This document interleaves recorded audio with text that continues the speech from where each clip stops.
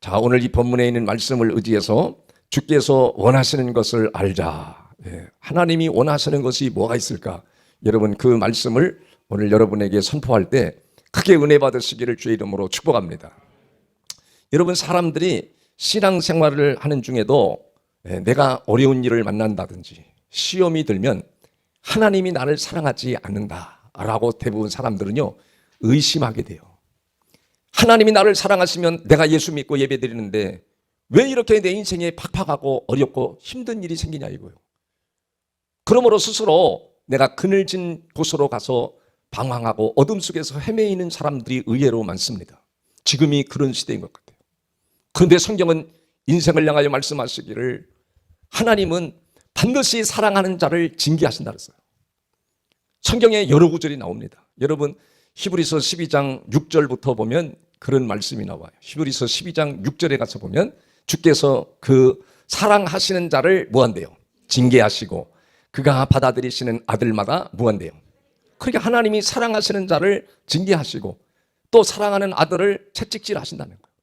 만약에 하나님이 사랑하는 자를 채찍하고 징계하지 않으면 마치 그는 고아와 같고 사생자와 같다는 거예요. 우리가 인생을 살아가면서 좋은 일만 계속해서 온다고 생각해 보세요. 좋은 일만 오면 사람이 반드시 부패하고 타락하고요. 예배도 안 드립니다. 하나님도 모른다고 하고 살 거예요. 그렇기 때문에 우리가 때로는 내 인생에 어려움이 오고 시험 드는 일이 올 때 그 시험 들고 어려운 일이 오는 그 이유는 바로 하나님이 나를 사랑하시기 때문에 어려운 일도 오고 또 힘든 일도 온다는 것을 기억하시기를 바랍니다. 두 번째는 징계를 통해서 하나님이 우리를 더 단단한 인생으로 하나님이 우리의 삶을 다시금 회복시켜 주시기 위해서 징계하신다는 거예요. 오늘 하나님의 백성들에게도 하나님은 그들이 타락하고 부패하고 잘못된 길로 갈 때 그들을 징계합니다. 사랑하시기 때문에 징계하고 그들을 책망하십니다. 그 책망할 때 하나님의 백성들이 징계를 받아들이지 않고 부정적인 생각과 부정적인 의식으로 그들의 삶을 리더해버려요. 그래서 하나님이 오늘 어떻게 하는가? 여러분, 오늘 1절에 있는 말씀을 보면 미가서 6장 1절에 있는 말씀을 보면 뭐라고 해놨는가? 참 놀랍습니다. 너희는 여호와의 말씀을 들을지어다. 하나님 말씀을 들으라 이거예요. 그러면서 너는 일어나서 산을 향하여 변론하여 작은 산들이 내 목소리를 듣게 하라 하셨나니 하나님은 자연을 통해서도 다 증거를 삼았대요. 증거를 너무 많이 세워놨대요. 그러니까 하나님 말씀을 들어라 그러면서 미가서 1장의 1절과 2절부터 쭉 가보면 너무너무 놀라운 말씀이 또 기록이 되어 있어요. 여러분, 미가서 1장 1절에 보면 유다의 왕들 요람과 아하스와 히스기야 시대에 모레셋 사람 미가에게 임한 여호와의 말씀 곧 사마리아와 예루살렘에 관한 묵시라. 여러분, 요담과 아하스 왕은 악한 왕이었어요.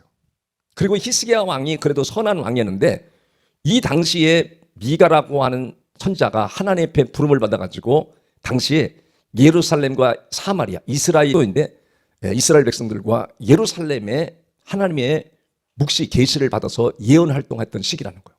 그 시기가 역사적으로 BC 735년에서 710년 사이에 예언 활동을 한 선자거든요. 그 이스라엘이 망하기 전과 후에 사역했던 선자예요. 그 선자가 이스라엘의 사마리아와 예루살렘이 얼마나 부패하고 타락하고 있는가를 말씀을 통해서 그에게 알려줍니다. 그러니까 어떻게 사람들이 부패해가고 타락했느냐? 계속 부정적인 사상을 가지고 하나님을 잘 섬겨야 되는데 형식적으로 하나님을 섬기는 거예요. 사람들이 신앙생활을 오래오래 한 사람들은 신앙이 그냥 형식적으로 젖어서 그냥 예배를 그냥 형식적으로 드려내는 사람들도 얼마나 많은지. 그것 때문에 하나님이 하나님의 백성들을 향하여 징계와 책망을 하신다는 거예요.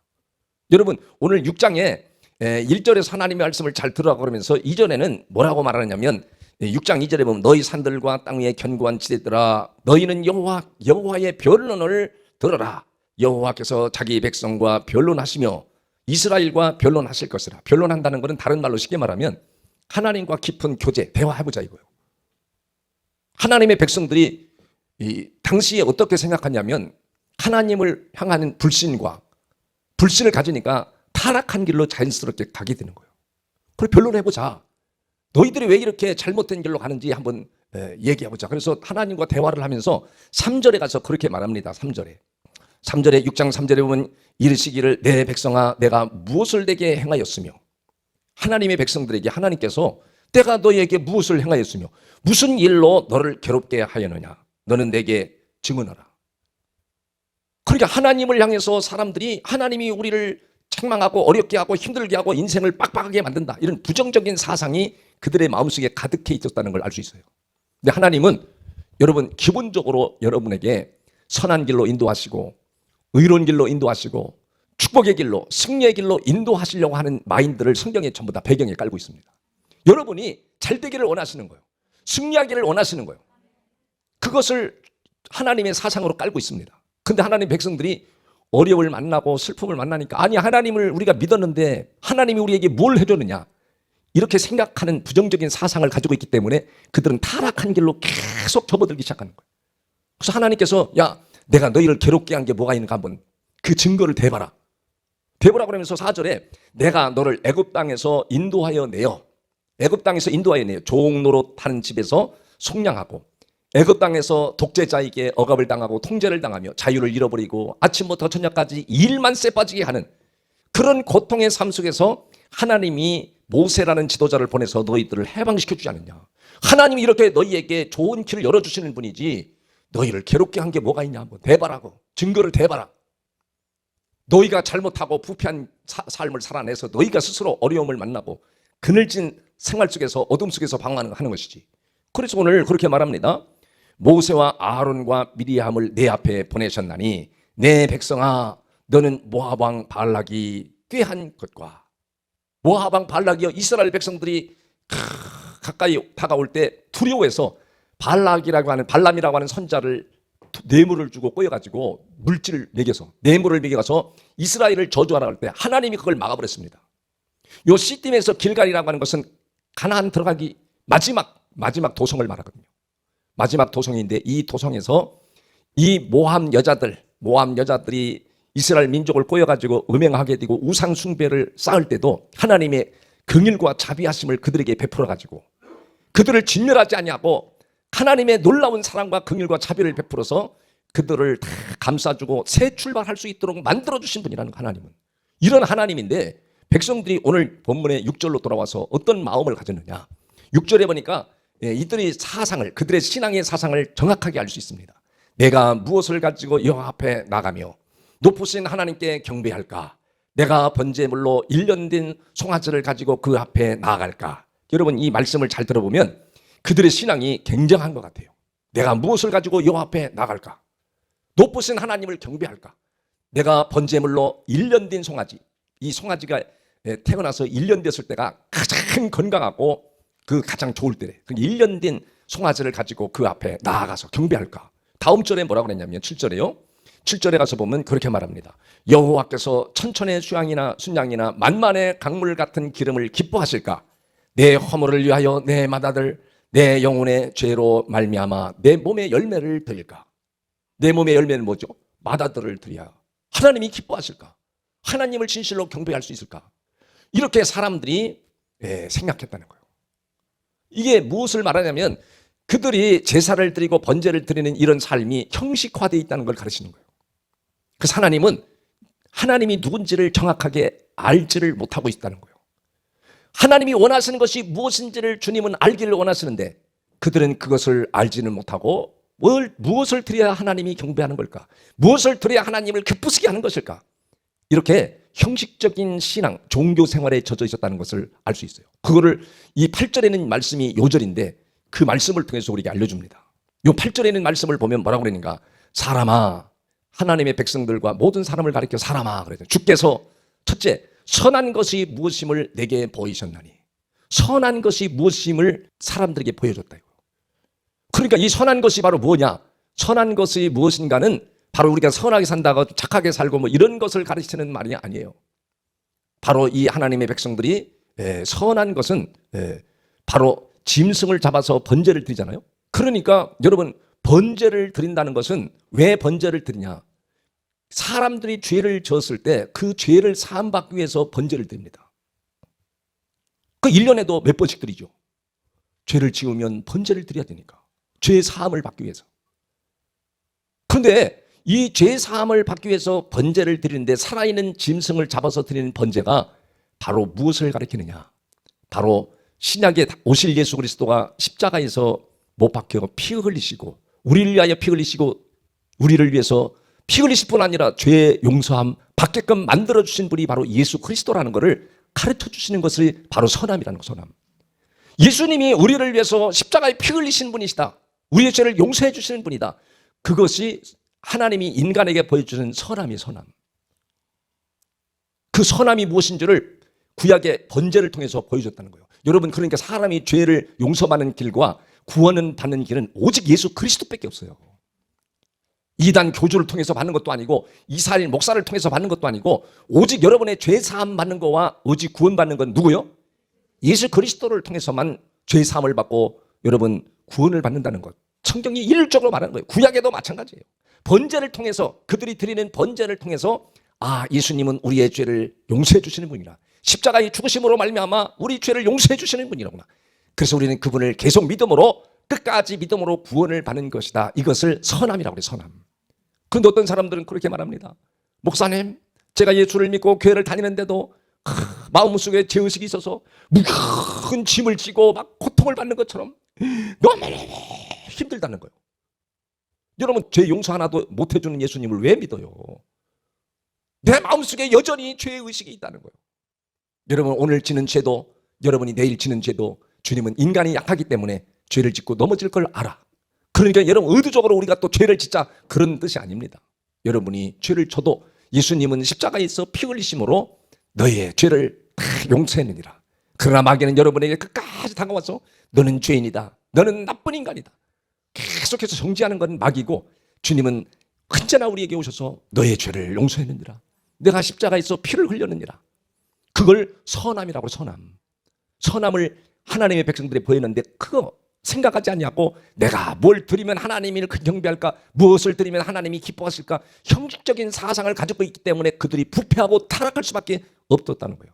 여러분, 두 번째 나오는 내용이 바로 무엇이 나오냐면 여호와께서 내게 구하시는 것은 두 번째 뭐가 나오죠? 오직 정의를 행하며. 이 정의라는 건 사회적 정의, 정의라고 하는 뜻은 여러 가지로 나눠져 있습니다. 사회적 정의는 내가 세상을 바르게 사는 거, 재판관은 바르게 재판하는 거, 이런 것들을 사회 정의라고 그래요. 사회 정의는. 일반적인 정의는 올바른 길, 정직한 길, 이런 것들을 일반적 정의라고 그래요. 그럼 성경에서 말하는 정의는 바로 무엇을 말하냐?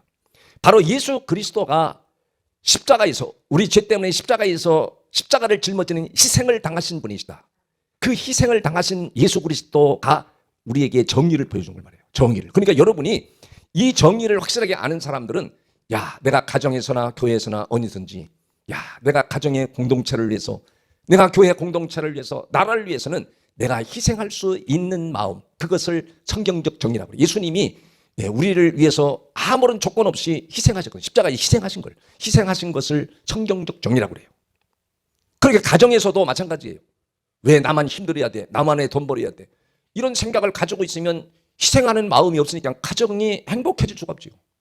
여러분이 가정에서도 희생하는 정신을, 그걸 성경적 정의라고 그래요. 교회에서도 희생할 그 마음을 가진 자. 예수님은 십자가에서 아낌없이 희생하셨어. 그 성경적 정의를 행하며 이걸 알기를 원한다는 거예요. 사회가 건강한 사회, 가정이 건강한 가정, 교회가 건강한 가정이 되려고 그러면 예수님처럼 성경적 정의를 가진 사람들이 있을 때 건강한 공동체가 되는 줄을 믿으시길 바랍니다. 세 번째로는 그랬어요. 인자를 사랑하며 인자를 사랑한다는 것, 무엇을 말하냐? 바로 하나님께서 우리를 어떻게 사랑하셨는가를 아는 거, 그거를 인자를 사랑한다고 하는 거예요. 그걸 알기를 원하는 거예요. 뭐 소를 잡아드리고 1년 된 송아지를 잡아드리는 거, 이것보다 더 중요한 게 뭐예요? 바로 인자를 사랑하는 거. 하나님이 나를 어떻게 사랑하셨는지. 바로 예수 그리스도를, 하나님께서 독생자 하나밖에 없는 예수 그리스도를 이 땅에 보내주셔서 피 흘리기까지, 십자가에 못 박기까지 우리를 사랑하셨구나. 하나밖에 없는 독생자 예수를 내어주기까지 우리를 사랑하셨구나. 그래서 로마서 5장 8절에도 그렇게 말하잖아요. 로마서 5장 8절에 보면 얼마나 놀라운 말씀이 나타나는지, 우리가 아직 죄인 되었을 때 그리스도께서 우리를 위하여 어디서? 십자가에서 죽으심으로 하나님께서 우리에 대한 자기의 사랑을 어떻게 했어요? 보여줬다는 거 보여줬어. 이미 내가 보여줬다. 확증했다. 얼마나 여러분을 사랑하는지 그걸 알기를 원한다는 거예요. 그걸 하나님이 원하신다는 거예요. 여러분, 하나님이 여러분을 억수로 사랑하시는 것을 깨달으시기를 바랍니다. 하나님이 우리를 뭘 사랑해? 안 사랑하니까 내가 이렇게 인생을 빡빡하게 사는 거야. 내가 이렇게 힘들게 사는 거야. 하나님이 사랑하시기 때문에 나를 징계하는 건데, 회개하고 돌이키를 원하는데, 나를 더 단단한 사람으로 만들기를 원하시는데, 유약해가지고 그냥 무슨 일이 생기면 폭곡거려져가고 목사님 시험 들었어요. 그래갖고 사람들하고도 교제도 단절하고 교회하고 단절해버리는 사람들이 얼마나 많냐 이거요. 여러분, 이렇게 사는 삶을 하나님은 원하지 않는 거예요. 그래서 마지막에 네 번째 보면 겸손하게 내 하나님과 함께 행하는 것이 아니냐. 여기 겸손이라고 하는 것은 사회에서 사람들에게 굽실굽실하고 뭐 좀 착하게 살고 이런 걸 겸손이라고 그러지 않고 바로 하나님의 말씀을 받아들이는 것을 겸손이라고 그래요. 복음을 받아들이는 것을 겸손이라고 그래요. 복음을 받아들이고 하나님의 말씀을 받아들여서 내가 순종하려고 하는 마음, 실천하려고 하는 마음을 가질 때 하나님이 나와 함께 하시는 것을 정확하게 알게 된다는 거예요. 근데 이런 삶을 살지 아니할 때 사람들은 반드시 하나님이 매를 든다. 매를 들어서 인생이 극도로 불안하고 불행한 길로 가도록 만든다는 것이 9절부터 16절까지 나타나는 거예요. 하나님이 원하시는 것을 알지 못하고 뭘 드려야 하나님이 기뻐하실까? 이런 형식적인 종교 생활에 빠져 있는 사람들을 하나님이 매를 들어요. 9절에 보니까 그랬어요. 9절에 여호와께서 성읍을 향하여 외쳐 부르시나니, 성읍이라는 건 당시에 이 교회를 향하여, 성도들을 향하여, 믿는 사람들을 향하여 말씀하는 거 아니에요. 외쳐 부르시나니 지혜는 주의 이름을 뭐 하는 거예요? 경외하는 거예요. 그러니까 지혜는 바로 하나님을 경외하는 거래. 주님이 원하시는 것이 무엇인지를 알고 예배를 드려내야 여러분이 영혼이 회복되어지고 여러분이 잘못된 신앙을 회복하는 역사가 일어난다는 거예요. 여러분 거기 9절에 그랬잖아요. 그래서 지혜는 주의 이름을 경외함이니라 너희는 매를 예비되었나니, 이런 지혜로움으로 하나님 앞에 경배하고 경외하는 예배를 드리지 않기 때문에 뭘 예비했다고 그래요? 너희는 매가 예비되었나니 그것을 정하신 이는 누구신지를 들을지어다. 그래서 그들이 이 하나님이 원하시는 걸 정확하게 알지 못하고 종교 생활할 때 하나님이 매를 들어서 그들의 삶 속에 정말 고통스러운 일들이 생기기 시작하는 거예요. 10절에 보니까 악인의 집에 아직도 부유한 재물이 있느냐. 악인의 집에 뭐가 있어요? 그 사람들이 다 돈을 향하여 간대. 물질을, 재물을 향하여 간대. 이 돈 있으면 뭐든지 할 수 있으니까 여기엔 다 욕심이 개입되는 거예요. 그게 악인이라고 그래. 여러분, 우리가 하나님 앞에 예물을 제대로 드리지 못하는 것도 여러분의 마음속에 이 악함이 있기 때문에, 불신이 있기 때문에 그렇다는 거예요. 그래서 여기 재물이 다 악인의 집에는 아직도 재물이 있느냐. 축소시킨 가증한 에바. 에바는 대박을 말하는데 다 속인다는 거예요. 축소시켜. 대박을 축소시켜. 조금 적게 만들어. 여러분, 지금 사회에 곳곳에, 당시에도 그랬지만 곳곳에 얼마나 사람들을 속이고 위선적으로 사는 사람들이 가득한지 아십니까? 얼마나 이 위선적으로 사는지. 국민을 다 속여. 얼마나 못된 사람들인지. 근데 그걸 또 속어 넘어가는 사람이 있어. 속어 넘어가서 막 불의를 갖다가 정의라고 가서 외치고 거기에 따라다니는 사람들 보면 완전히 하나님의 심판 징계를 받을 수밖에 없는 그런 길로 이 이스라엘 민족들이 간 거예요. 다음 절엔 뭐라고 그러죠? 11절에 보면 내가 만일 부정한 저울을 썼거나 주머니에 거짓 저울줄을 두었다면 그것이 깨끗하겠냐? 그게 정의롭겠느냐? 물어보는 거예요. 다음 절에는 그러니까 12절에 보면 그 부자들은 강포가 가득하였고, 부자들은 강포가 가득하다는 것은 약한 자들을 억압하고 그들을 힘들게 하고 이 모든 게 다 포함되어 있습니다. 부자들은 다시 말하면 힘 있고 권력 있는 자들이 강포를 행하는 거예요. 막 휘둘러 버리는 거예요. 네. 그 주민들은 거짓을 말하니 그 혀가 입에서 거짓되도다. 그럼 다음 절 이렇게 살으니까 하나님께서 이런 이스라엘 민족들을 어떻게 만드냐면 13절에 가서 보니까 그러므로 나도 너를 어떻게 버려요? 쳐버린대. 쳐버려서 병들게 하였으며, 두 번째로는 내 죄로 말미암아 너를 황폐하게 했다. 이스라엘 민족들을 황폐하게 만들고, 여러분 14절에서는 내가 먹어도 배불러요, 배부르지 못해. 아유, 먹어도 배가, 목사님 먹어도 아무 맛이 없어요. 입맛이 없어요. 병 감기가 오면 더 잘 먹는다 그랬잖아요. 우리 김 권사님이 족발을 사다 줘서 족발 그냥 혼자 다 먹었어요. 애들도 한 줄. 아니 또 우리 김 권사님이 또 오리 누룽지 오리 백숙 갖고 가지고 그걸 그냥 며칠 동안 다 먹어버렸어요. 하나도 없이. 집에는 애들이 하고 다시 몇 명이 있는데도 먹다 못 먹고 남겨버렸대. 그게 시원하죠? 감기가 오고 그러면 우리는 입맛이 더 돌아. 막 뭐든지 막 먹어. 막 얼마나 맛있는지. 근데 감기가 들리면 입맛이 하나도 없다. 목사님, 입이 써였어. 음식이 안 땡겨요. 그래서 사람이 죽을 때 어떻게 죽죠? 못 먹으면 이제 죽는 거예요. 그런데 보세요. 야, 하나님이 매를 들고 책망하고 징계하고 부패하고 의심하고 타락한 길로 또 형식적인 예배를 드러내버리니까 사람들이 먹어도 배부르지 못하고 항상 속이 빌 것이며 내가 감추어도 보존되지 못하겠고 보존된 것은 어떻게 해요? 내 칼에 붙일 것이다. 감춰놓고 있는 거는 뺏겨버린다. 아수르에게 다 뺏겨버리더래 결국은. 그러니까 얼마나 하나님을 선한 하나님을 내가 하나님 그래서 물질을 내가 드려도 11조를 드려도 하나님을 사랑하는 마음이 없으면 주답게라도 못 드리는 거예요. 그러니까 하나님을 사랑하는 마음이 있을 때 인간이 가장 아끼고 사랑하는 물질도 서슴지 않고 드릴 수가 있는 거예요. 할렐루야. 믿으시기를 바랍니다. 믿으시기를 바랍니다. 그러면서 다음 절엔 뭐라고 그랬죠? 15절 내가 씨를 뿌려도 추수하지 못할 것이며 열심히 일을 해. 열심히 일을 해갖고 씨를 뿌렸는데 거둬들이는 건 없어. 아침부터 저녁 늦게까지 쭉 일을 하는데 거둬들이는 게 없어. 열매가 없어. 그래서 감람 열매를 밟아도 기름을 내 몸에 바르지 못할 것이며 포도를 밟아도 술을 마시지 못하리라. 거두지 못하게 한다는 거예요. 놀랍습니다. 여러분 그래서 학개서 1장 6절에 보면 또 거기에 정확하게 그 말을 해요.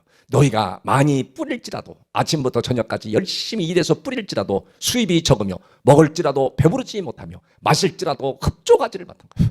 매일매일 마음이 막 엔조이 막 기뻐해야 되는데 기쁨이 없는 거예요. 감사함이 없는 거예요. 마실지라도 흡족하지 못하며 입어도 따뜻하지 못하며 일꾼이 싹을 받아도 그것을 구멍 뚫어진 전대에 넣음이 되느니라. 다 새나가더라. 새나가버려. 다 일리 새나가고 저리 새나가고. 주께서 원하시는 것을 정확하게 알지 못하고 신앙생활하고 여러분이 성경을 보면 늘 그렇다는 거예요. 여러분 또 성경이 뭐라고 그러냐 마지막 절에 보겠어요. 마지막 절에 보니까 16절에 너희가 오므리의 율례와 아합의 집의 모든 예법을 지키고 백성들이 아합의 집이 악에 상징하는 사람이 바로 이 아합이거든요. 아합의 집의 모든 예법을 지키고 그들의 전통을 따르니 하나님의 말씀을 따르는 것이 지혜인데 그들이 전통을 따르니 내가 너희를 어떻게 해요? 황폐하게 하여 그 주민이 사람의 조숙거리를 만들 거라. 조롱거리를 만들고 너희가 내 백성의 수욕을 담당하리라. 하나님이 이렇게 만드신 것이 아니라 하나님이 원하시는 것, 하나님이 요구하시는 것을 모르고 그들이 형식적으로만 살아가니까 부패하고 타락해서 하나님께서 그렇게 한 게 아니라 너희가 부패하고 타락하고 형식적인 종교 생활을 하기 때문에 아수르에게 짓밟히고 망한다는 것을 가르치는 말이에요. 이 미가의 선자가 이 예언할 때 보면서 이 말씀을 전할 때 백성들이 받아들이고 회개하고 돌이키고 다시금 하나님을 바른 가치관을 가지고 믿음을 가지고 하나님을 사랑하고 야 주님이 나를 사랑하기 때문에 이 험악한 세월 속에서도 나를 하나님 11시 예배에 보내셨구나. 하나님이 나를 사랑하시기 때문에 이런 귀한 말씀을 듣게 하시는구나. 너무너무 감사하다. 하나님 감사합니다. 사랑합니다. 찬양합니다. 이런 마음을 가지고 사는 것이 신앙의 본질이고 믿음 생활에 여러분 잘하는 신자인 줄을 믿으시기를 바랍니다.